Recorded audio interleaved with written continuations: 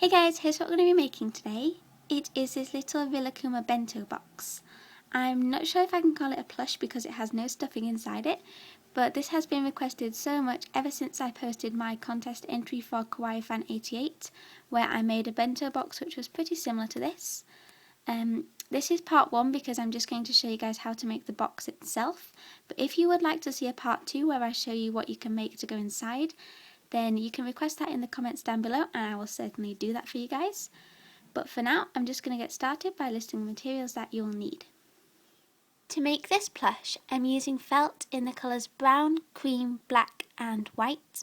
You will also need thread in matching colours, the template which you can download in the video description, fabric scissors and a sewing needle.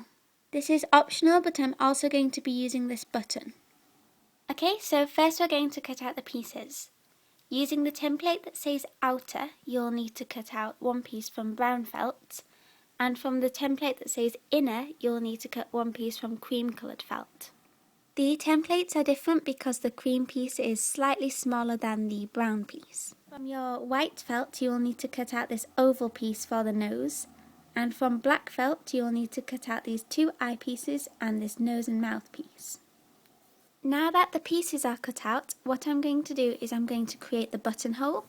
So taking my little button, I've just used a coloured pencil, and on this little sticking out piece, on both of the templates, I've just drawn on a vertical line, and that line needs to just be a tiny bit bigger than the length of your button. Then using those lines as a guide, you can use your scissors to cut a little slit in both of the pieces. And then check that your button can fit through easily before moving on to the next step. Now it's time to start sewing. Thread your needle with white thread, and then taking your brown piece facing this way up with this pointy piece going down, I'm just going to sew this little nose piece onto the base piece using a fell stitch.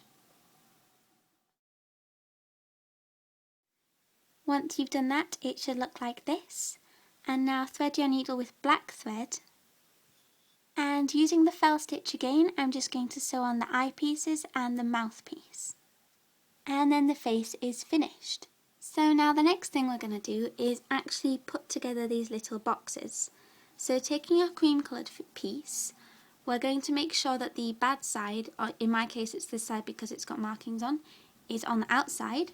And I'm just going to fold it up into a little box. So you need to take one of the corners and put these two edges together. And now using a blanket stitch, I'm just going to sew down here to secure that in place. Here is what that looks like. And again, make sure you keep all of your loose threads and things on the outside because it's actually this inside piece that's going to be on show. So now all we have to do is do the same thing for the other three corners. And you should end up with a little box like this. Now we're just going to do the exact same thing for this brown piece, except this time you need to make sure all of your loose threads are on the inside, not on the outside. Okay, so once you've done that, you should have this brown box and this cream coloured box, and the cream coloured box should be very slightly smaller than the brown box, so it should fit in place like that. And as you can see, I've also sewn my little button onto the front. Just make sure that it lines up so it can go through the buttonhole.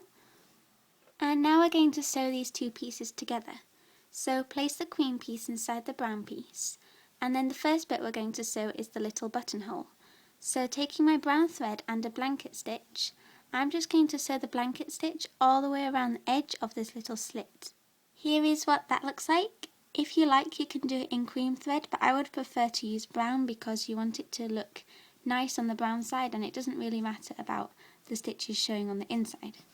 So now the next thing we're going to do, and basically the last thing, is sew these two pieces together. So, using your brown thread, what I'm going to do is I'm going to use a blanket stitch and I'm just going to go all the way around the edge of the little box.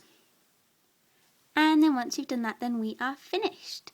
So if you would like me to make a part 2 of this video showing some of the things that you can make to put inside, then leave that in the comments down below. It would be really super duper helpful if you guys could tell me what exactly you would like me to make. I know in my last bento I made some onigiris and I made some sushi, I think, and some vegetables, but I'm definitely not an expert on what's supposed to go inside one of these things, and so maybe you guys are more well informed than I am and you can help me out a little bit. That would be really, really great. So yeah, if you do make this plush or a similar bento box, then please leave me a video response. I really love watching them. And yeah, thank you so much for watching. Bye guys!